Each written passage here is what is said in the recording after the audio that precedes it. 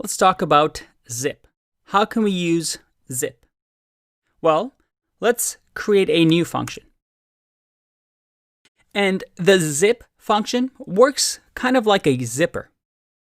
We need two lists or two iterables, and we can zip them together.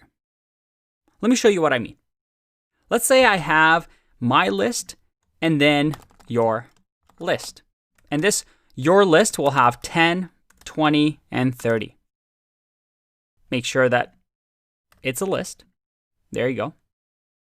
And in here, with the zip function, I can simply run zip. And in here, I give it as many iterables as I want. In our case, 2 iterables. So I'm going to give it my list and your list. Let's close that out. Add one more bracket.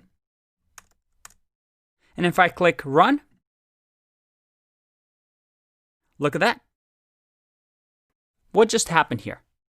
Zip, like a zipper, takes the 2 iterables and grabs the first item from each and zips them together like a zipper. So 1 and 10 get added to a tuple together.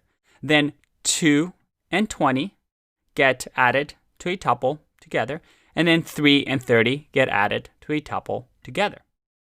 What if this was a tuple? Like this. And I click run. Doesn't matter. It's an iterable. It's going to zip the items together.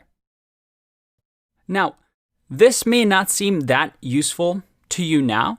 It's actually a very important function that, because it's so generic, can be used in so many different things.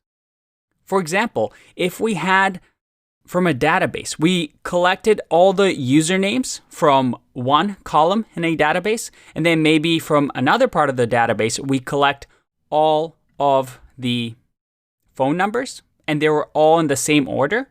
Well, we can combine these into a tuple using zip that has the username and the phone numbers attached to them and create a whole new data structure.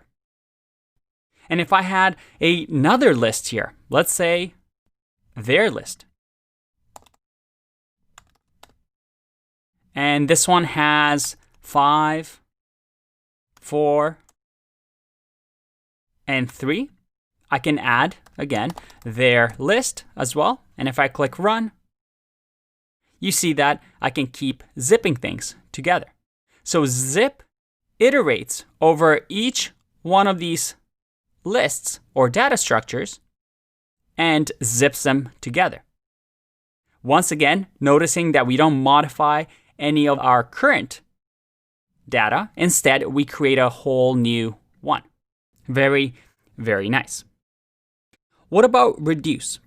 Let's find out more in the next video.